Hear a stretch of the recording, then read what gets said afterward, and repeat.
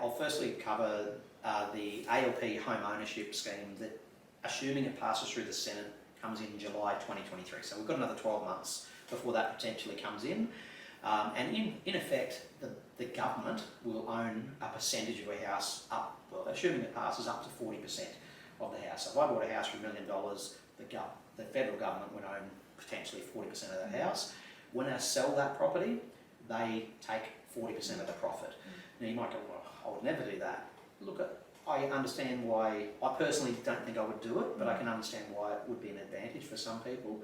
So let's say, for example, like we're not far from John Hall College today, I might say, look, I want to live near here, but I just can't afford it, and the school fees. So I might take that product so I can get the best of both worlds. When my kids finish school, I can move to a more traditional lender and move out of that product. Obviously, early days with how that product's going to work, because we're 12 months away, and that's assuming it even gets passed.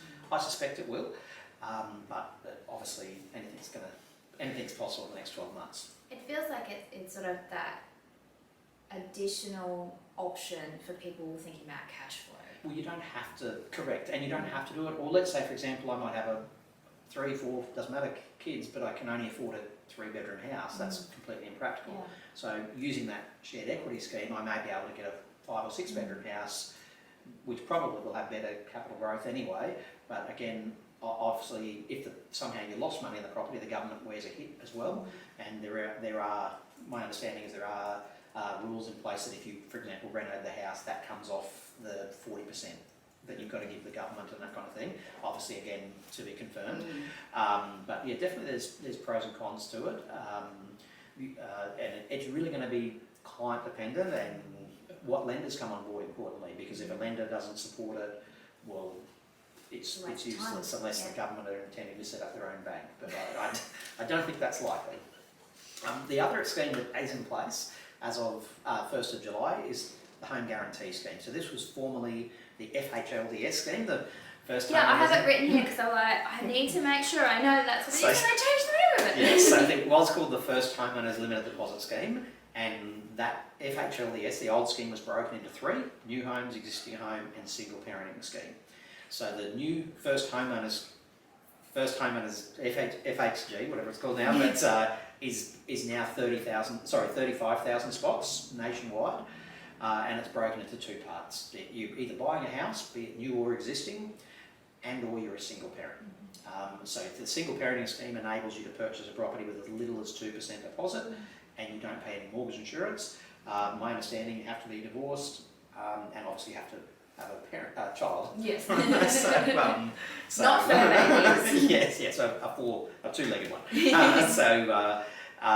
So if you're using the more traditional scheme, the advantage of that product is you still have to have a 5% deposit. Importantly, you have to have done your 21-22 tax return. So if you're thinking of using that scheme, get your tax return done sooner rather than later, because regardless of lender, you have to have done your tax return. And the lender will actually require your notice of assessment as part of that process, and you must be an Australian citizen. So unfortunately for our Kiwi friends, unless you come over and support our rugby union team, which you probably don't want to do, well, you might now, they are at this stage ineligible from the scheme. But the big advantage is you've still got to have a 5% deposit, but the government will guarantee the next 15% of your loan, which if people say it will save you 30 grand, there's no set amount. It could save you $800, it could save you 32 grand. It will save you money, there's no doubt in my mind about it. And then you're not locked in. Once you own 80% of that property, which could be by you paying the debt down and or the property growing in value, that guarantee drops off, and that's it. You can do with the house if and as you see fit. So it's a good scheme. I like the scheme. It really hasn't been changed. The price caps have increased as of July 1, which is good. If in doubt, check with your free service broker or jump onto the website. I'm not actually sure of the website because it changed as of July 1. We'll put a link here. Sorry, I don't know if it used to be the FHG. Later. But just search FHG, the First Home and Guarantees FHG scheme.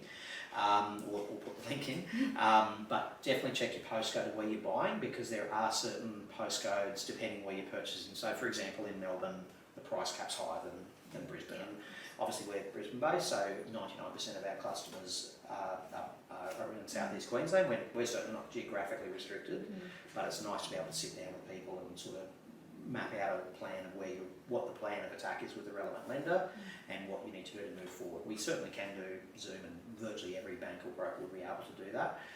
But I normally recommend sitting, if you can, go, if you like, belly to belly with someone to make sure you're all on the same page.